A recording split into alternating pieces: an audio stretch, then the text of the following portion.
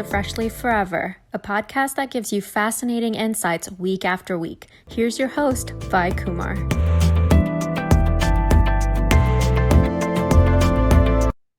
Hey folks, welcome to another episode on Podcast Freshly Forever. Today I have here with us Dean DeBias. He's an operating partner and chairman of Reboot Partners, where he's a trusted advisor to boards and CEOs, helping them tackle their most challenging issues. Dean is a Forbes contributor and host of the Reboot Chronicles, a top business podcast that has interviewed hundreds of CEOs unpacking their untold stories to help audiences reboot their organizations and themselves. It's with great joy that I welcome Dean here to Podcast Freshly Forever. How's it going with you, Dean? Going well. Good to see you, Vi. How's it over there? Well, pretty good. So just, I guess the next Your generation of podcast is work. doing well. That's looks good.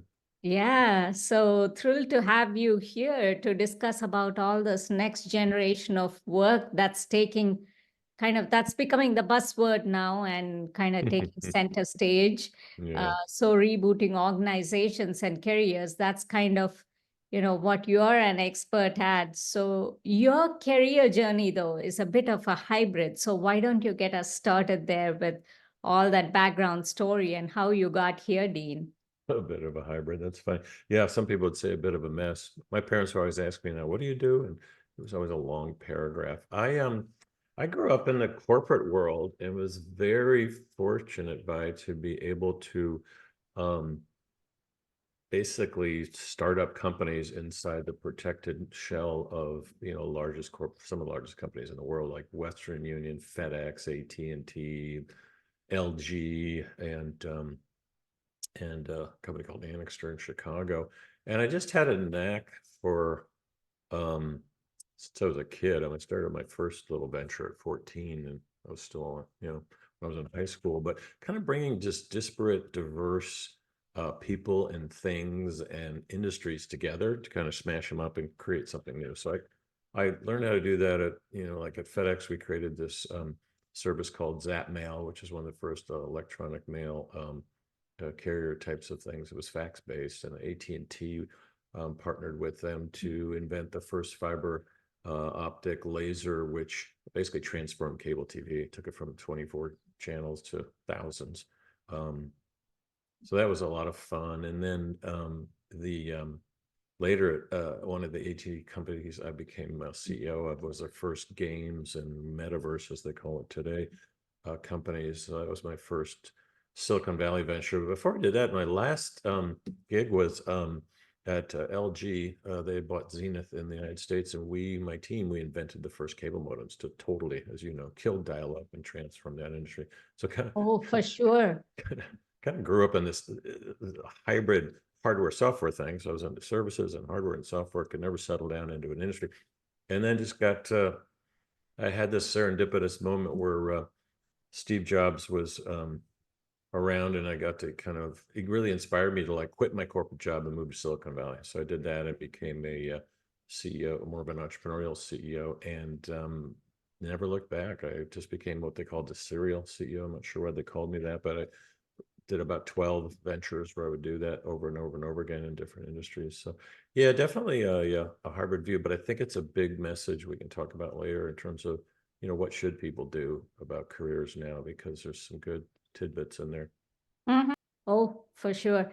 And as an operating partner and board member, CEO, you have taken over and run dozens of companies, Dean. Yeah. How do you make decisions about what projects organizations need to, just go after? That is a tough one, because I'm typically not the founder. They usually call Dean when it's time to have someone come in and reboot, the company. That's how I came up with Reboot Partners, because now I just do it, more in a advisor role. But for me, it comes down, it's very situational, of course. It is very personal, right? Because it's about me getting involved in a company for a few years. So whether it's a project or a venture or organization, it could be anything for the listeners to think about. So I kind of narrow it down to three, in this one, I think it was 3 Ps. Is it the right product, the right people, and maybe the right period of time to Mm-hmm. actually do this. Because I'll look at, I'm still doing this today, looking at dozens of things to get involved on, either from an advisor or a chairman role. But as a CEO, it's heavy duty because you're all in, right? So on the product side, it's like, so of those three things, I'll just run this. Even if you're just taking a job at a company, just try to filter this through your selection process. Even if you're not the top dog, it doesn't matter. But is the product something people or organizations, if you're a B2B company, is it something they really want? And there, it's usually the case is not always yes. So right product, right time. And one way to think about that is, there's a difference between innovation and invention. So an invention is something you just bring into the world. Innovation is something that people want. But what's missing is the third level, business innovation. Will people pay for it the right price so you can make a return and make money? That's business innovation. And most ventures fail because they don't pass that test. That could be a whole podcast episode. So an example, I don't know, some products are just bad ideas. Cheerios lip balm comes to mind. They literally tried to do that product. So product's important. The right people is a tough one because as the CEO, you can change that, right? But I don't look at it that way. It's like I look at, is it a good team, whether it's government or educational, because I'm involved in lots of government and university projects. It doesn't have to be a company. Are they good to work with? We're going to have fun together. And, is there a good board? You mentioned boards. And I learned that lesson very, very painfully once. One of my boards, AutoWeb, that I took public, it was a very kind of unsupported, going with the current, trend of the hour kind of board. So even if you're not, looking at a board, just like who else is involved in the company? And do you agree with them? And then the last one, is it the right period of time? Especially if you're looking at a new venture. So there's all types of products that are just, it's a great idea. It passed the first test. I love the people. Then I look at, is it really too early or too late for markets? And at one point I looked at joining Palm Pilot way back in the day, and that product was just too early. Everyone's using it now, but they basically proved out the thing. And another So the one, synergy is important, right? Those synergies have to kind of align for anything to, just become big, right? oh yeah. I was just pointing out, some products, they could still be a cool idea. You love the people, but you have to ask the people, it's like, is this product actually, is it the right time? Like another one was Microsoft Zune. No one remembers that, but it was like a little music. It was a copycat product because Apple was getting all the rage, and it was too late. So sometimes things are too early, sometimes so the timing's important too. But anyway, those are just the things I look at. That's the filter, and you can do that on anything that you get involved in. And you often call large corporations BFSs, right? So is Yeah. that a bad Yeah, I get thing? a lot of flack for this. BFSs means big, fat, and slow. And so I make fun of a lot of big companies in my Forbes articles, on the podcast, when I'm teaching.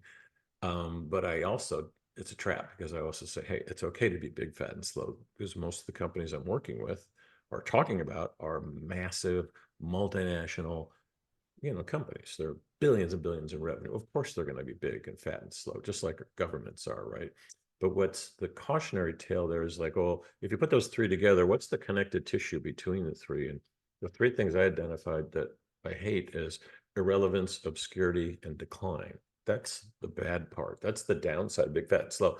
So the question is, how do you, maybe not change the whole company, but still stay away from decline and irrelevance? And so many companies are struggling with this now. Macy's right now is trying to, differentiate itself and say, hey, we're not getting the young audience. What are we going to do? We're not getting the luxury audience anymore. What are we going to do? So a lot of these big companies can, reboot themselves. But I think And those are especially in retail markets, relevance, that's very, very significant, yeah, right? yeah. Gen Z relevance. I think everybody is trying to fight and get in that radar now.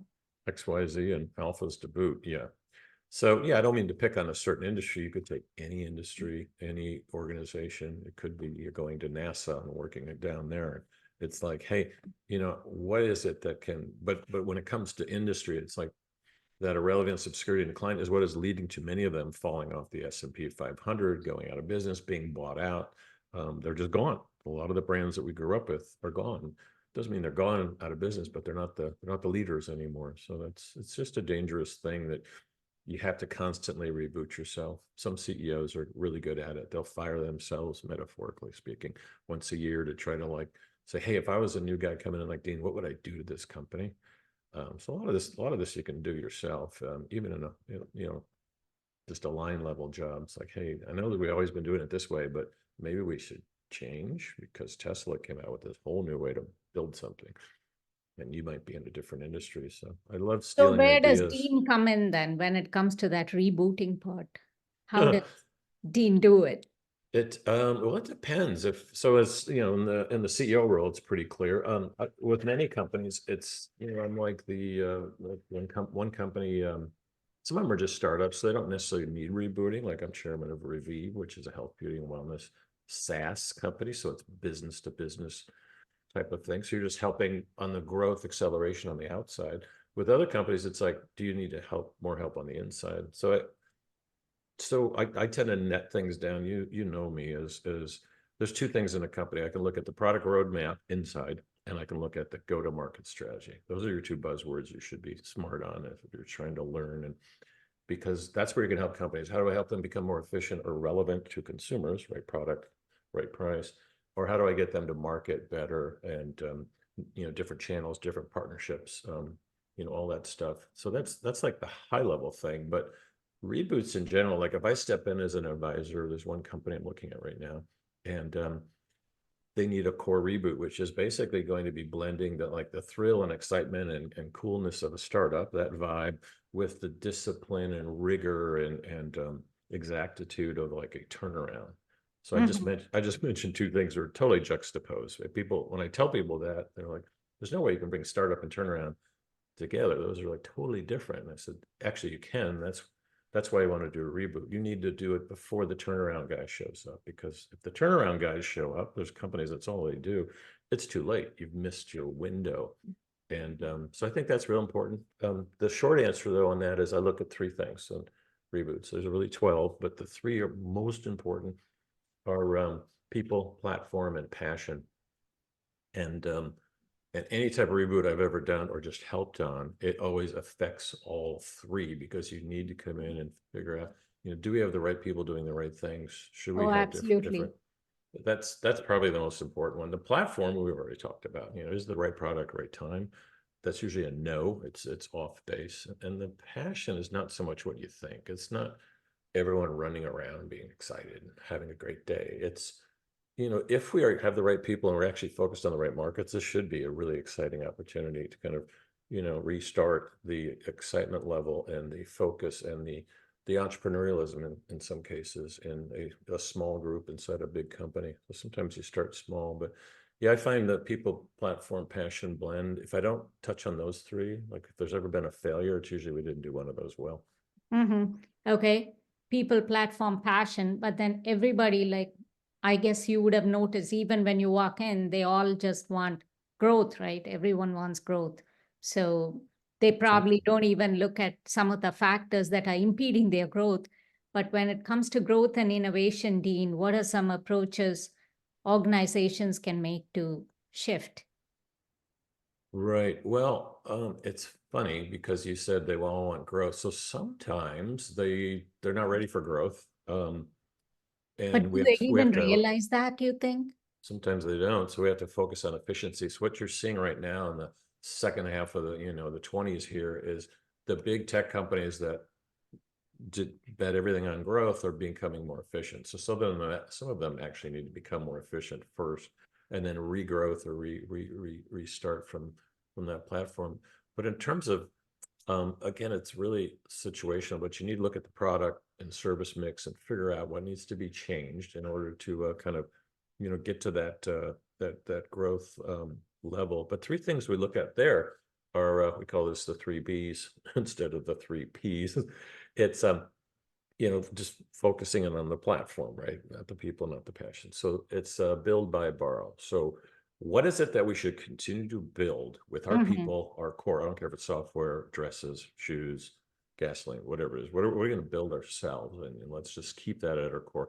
What are we going to buy, acquire, whether it's an actual company or some component thing, and then what are we going to borrow? And the magic comes in the combination of those three.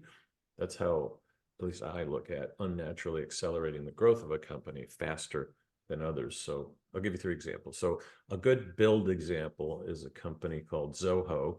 And Zoho is an SMB tool that has just about everything you need to run your company.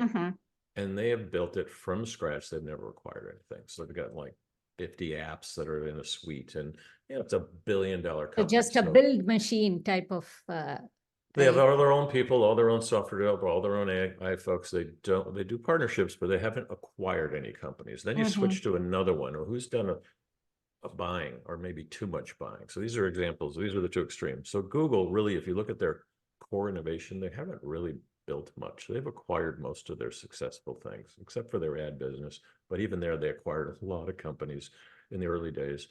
YouTube was an acquisition. So they really haven't been that great at organic innovation, where Zoho is just at the opposite extreme. Are either of them right or wrong? No, but that's just where their DNA was. So when you bring in the third component, which is borrowing, without getting too boring here, that's the magic of, hey, if you're really good at building, let's do more borrowing. If you're really good at acquiring companies, let's figure out how do we either empower our own people or actually start doing more partnerships. So trying to think of a couple examples for you on borrowing. So product partnerships, right? An old one might be Apple and Nike coming together for the first kind of connected kind of sneaker shoe. A go-to-market example, more channel stuff, is like a Sherman-Williams once partnered up with Pottery Barns. Like you're buying, you're shopping for your home. Why aren't you talking about colors and paint? So those are like low-level partnerships, but the real good partnership, not low-level, but they didn't totally change the trajectory of the company. But if you do this right and you get really good at borrowing, most companies aren't. It's hard. You can change the trajectory and growth of the company versus just getting bigger at what you're doing. So that's how we came up with the whole Dancing with Startups program. It's part of the build. So I was just going to ask you about that. So how does that, is that more beneficial for like a solopreneur or like a entrepreneur, just kind of trying to just figure their strategy, and then kind of right. just get their grounding? Or do you think it can also kind of borrowing examples from that, or borrowing some facets of that program, is kind of how you also help some of these large corporations, Dean? That's actually how it was invented years ago. Came up with the Dancing with Startups program while I was teaching at Kellogg Northwestern, and it was designed for the BFSs, the big, fat, slow multinationals, to help them literally dance with startups, not just buy them. Again, this could be a 2-hour talk, but how do you actually start slowly dancing with them to affect your trajectory and affect your culture and affect your growth and affect whatever. Some of the M&As, right? Some of the mergers and acquisitions and all of that. And that's usually the last choice. So there's 4 things we help them with. These are big companies, and you can flip it and entrepreneurs can do the same thing, but in reverse. So there's 4 things that big companies can do to be more entrepreneurial and dance with startups. There's actually way more, but the 4 that we found most useful are basically enabling your current employees to become more entrepreneurial and giving them the tools, or actually hiring new people, but they're basically full-time employees. They're on payroll. They don't have much to do with the entrepreneurial ecosystem. And some companies have done that well. Others have, not necessarily given them the freedom or the latitude, or they don't really have the skill sets to go start up something new inside a big company. Which I told you, that's how I started out as a kid. I was one of the youngest managing directors at FedEx, and I was just lucky enough to get that opportunity. So they need to give people more opportunities like I had to start things, whatever it is. Could be a product, could be anything. It doesn't have to be a big venture. So that's essentially enabling who you have. The second one is embedding entrepreneurs inside your company. So this is going out and bringing more entrepreneurial talent into the company. So that's whether you're involved in an accelerator or an incubator, or like Disney partnered up with Techstars years ago to try to find different types of companies that they could partner with. But this is more bringing, like you said, solo entrepreneurs need to come into large corporations to help them be a part of it, or blending them together somehow. The third one is my favorite. We call it separating. So separating from the mothership. This is all in a 4 square, if you can imagine it. And that actually is setting up bigger ventures where you're giving these people, I've done 3 or 4 of these back in my large company days, where you take, you start a new venture, typically in a different building, different location, and you set up an entirely separate culture that can start new ventures and new companies. And that's the most successful ones I've had in large corporations. Back when I was a kid, is when we actually separated from the mothership without letting, like, the numbers guys or the CFOs restrict you. You need to actually let the model play out. So you can't just be on, like, a part of a floor, with some cool stuff hanging from the ceiling. It actually needs to be real. And if you can do any one of those 3, the last one is just engaging with the global entrepreneurial system. So you're doing all these at once. And most companies try to jump to that right away without trying to do the first 3, which is embedding, enabling, and separating from the mothership. So to answer your question, the reverse is what we came up with later. It's like, okay, now we help maybe 100 companies, big, huge BFSs. How do startups and entrepreneurs deploy this model? Well, they already were, because all of the deals that we helped the large corporations with, they were all the startups, solo entrepreneurs, people like you that were brought in or partnered or acquired, build, buy, borrow, with some of the largest companies in the world, like Exelon, Whirlpool. There's dozens of them that use this as a way to become more entrepreneurial and get a growth track going. So, a decade later, it's helped. And what you'll see, though, a decade later, or almost 2 decades now, everyone's doing this for companies now. There's been a lot of false starts. So it's not for the faint of heart. It doesn't work in some big companies. Sometimes, a lot of entrepreneurs will come in, a new general manager will show up, or CEO, and next thing you know, the program is cut. So you have to go into these relationships with pretty thick skin. And before we jump on to some of the personal challenges you have encountered in the process and all of that, Dean, and also focusing on the next generation of work, again, AI taking center stage now, right? So AI and sustainability and several other, where do you see AI coming into the picture predominantly in terms of Right. where businesses, can go from this point on? Yeah, so whether it's business, government, universities, organizations, NGOs, anybody, AI is going to totally turn your industry upside down. But comments like that aren't very helpful. I've been involved in AI companies for 10 years. One of them is Revive. They were one of the first skin diagnostic companies to help, brands and retailers.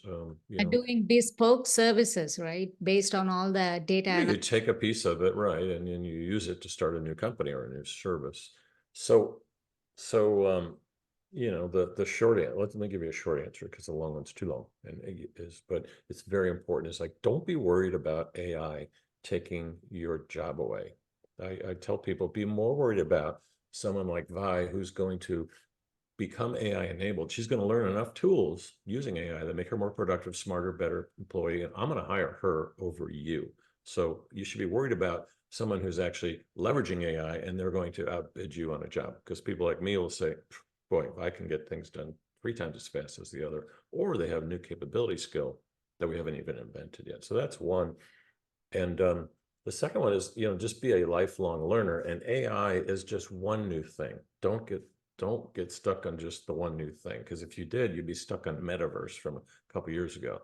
That again didn't go very far. So I think it, just those are the 2 things. You don't need to know how it works, and you don't need to worry about it putting you out of business. You need to use it as an enabler, so you're more competitive in the marketplace, whether you're going to be at a big company, a small company, or going to be a solopreneur.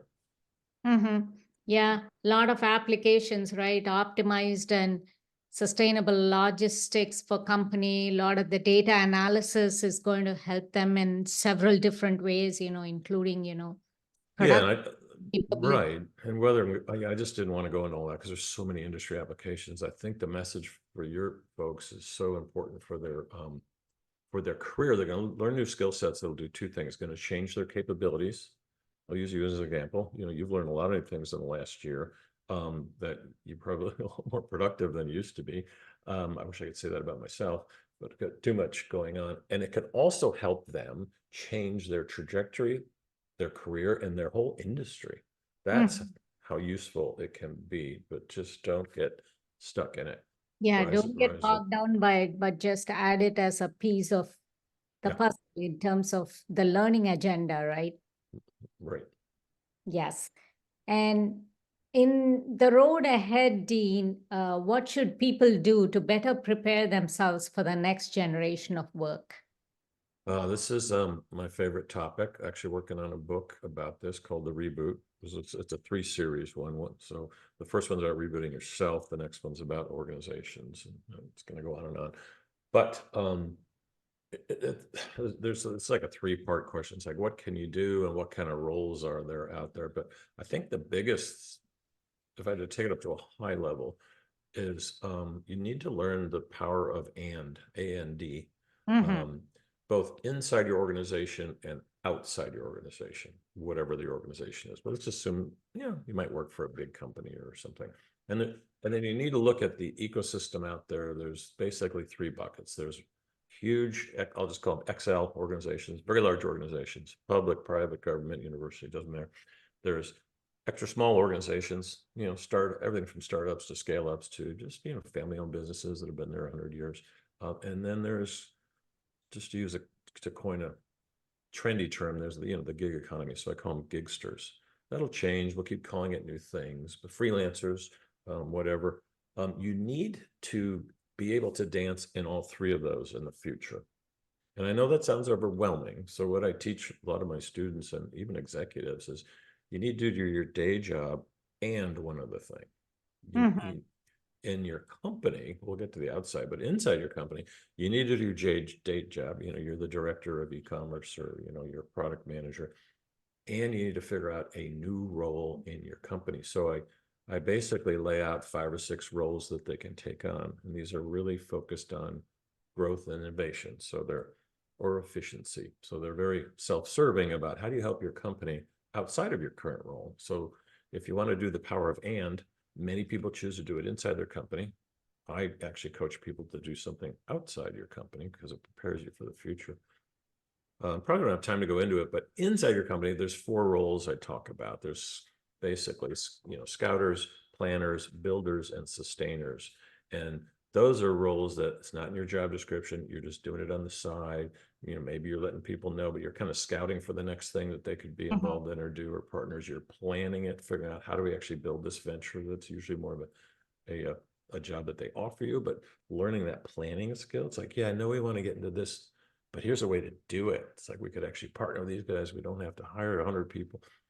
Builders are the ones that are actually going to build it. So those are those entrepreneurs inside the big companies that are needed. And then the last one is, you get older, you can become a sustainer inside a company. You don't have to be older anymore, but just you have a higher level job and you have more influence, and you can help all these people keep this movement going, whatever it is. Because movements in companies usually trickle up, they do well, and then new person comes in, or from a CEO to a manager, and they stop it. And it's important for the sustainers to keep that going. But do you see this gig economy taking more precedence, more of a choice when it comes to employment, or like the traditional career route? So that was inside the company. Now let's talk, how do you deploy the power of outside your company? So first of all, yes, the gig economy, let's just call them freelancers. You call them solopreneurs, 20 different words. There's 1.5 billion people in the workforce that are self-employed. That's like over 45% of the global workforce. That's a shocker. It's just a shocking number. And that number, so when our parents were like in charge, that was a very low number. There was a lot of small businesses, but there's never been a better opportunity to do something on your own. So no, I don't think it's going to go away. The important thing and the power of is, what do you do outside your company. So you got your day job, you work for a company, maybe you're doing your own thing, but what else could you be doing? So it could be anything from volunteering to doing something that is actually preparing you for the next move, whether it's, learning, education, or actually just working in another venture. For many of my corporate, I'll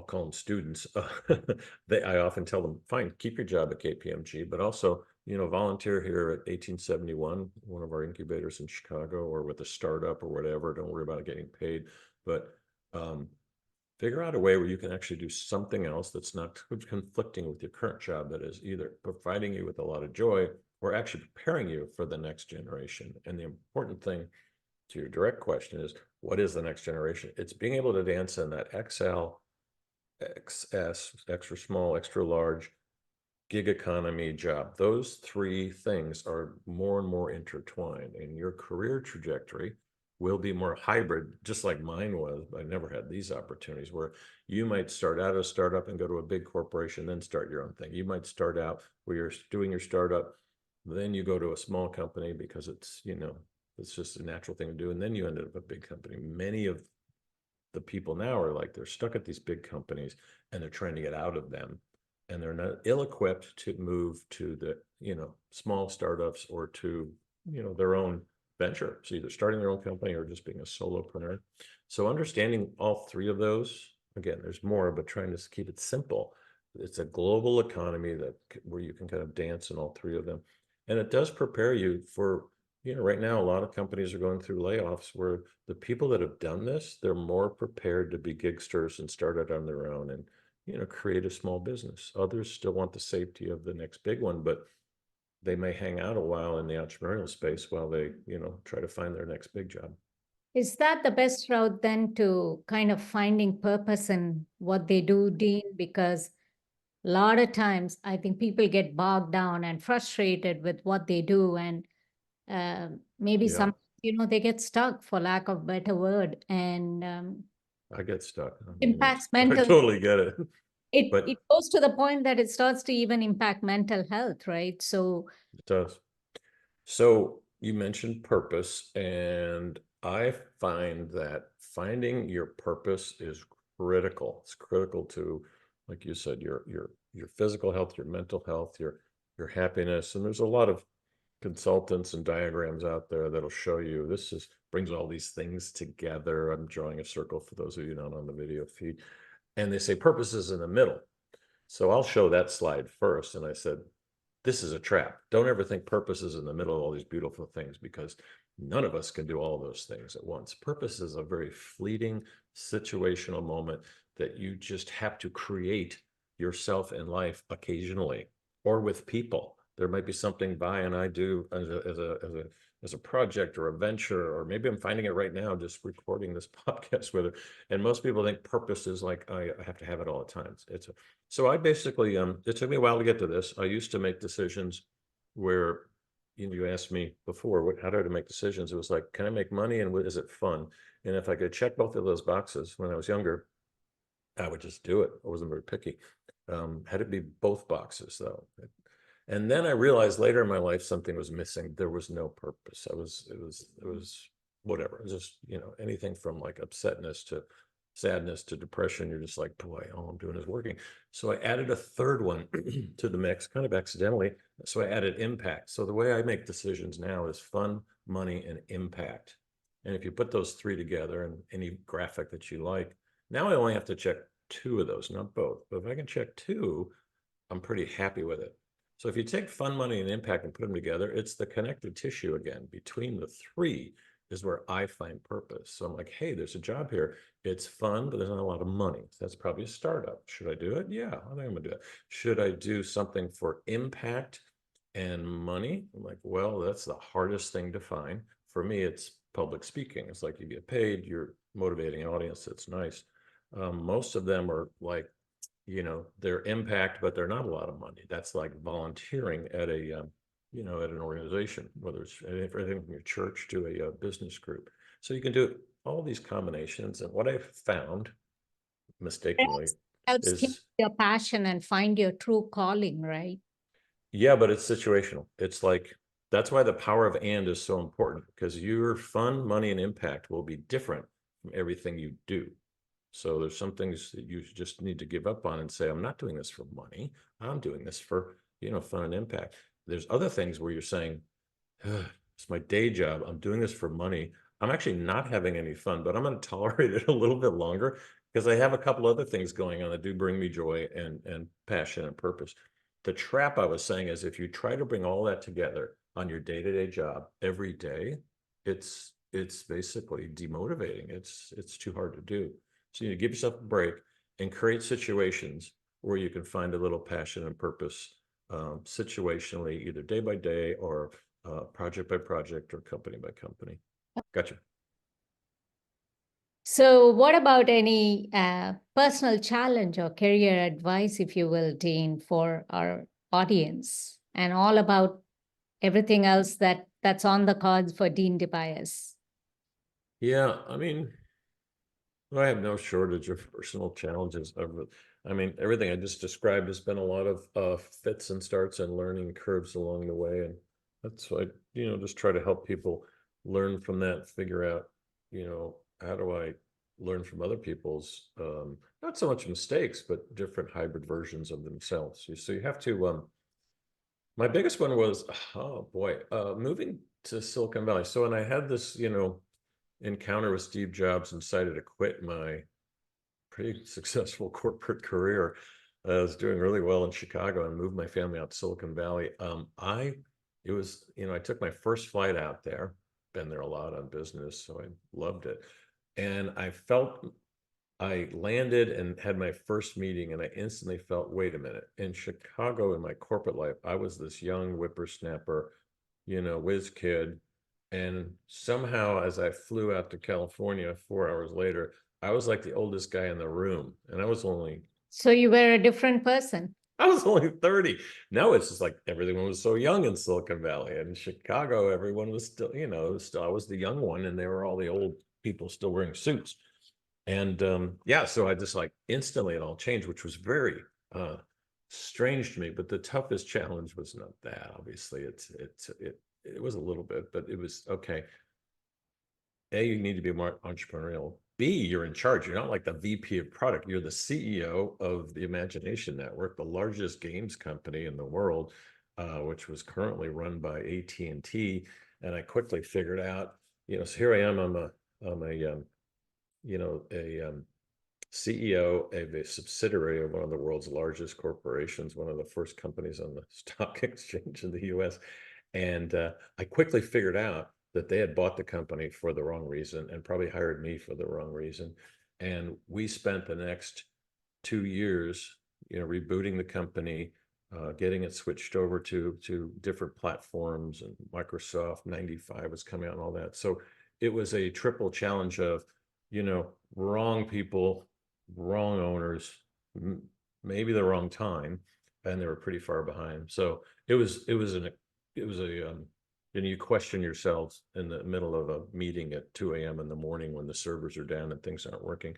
Anyway, so we ended up, I didn't know it was going to be a reboot. So this is where I kind of got the reboot skills on your own, where you're not really protected by anything. But we quickly figured out who owned us shouldn't own the company. So we had to divest the company from AT&T and sell it to whoever was interested. At the time it was Microsoft and AOL. We ended up becoming the AOL Games channel, which was just nirvana. We went from being this, company we're not sure where it should fit. Again, biggest game company out there, to AOL, which was like, oh my gosh, we're so glad you're here.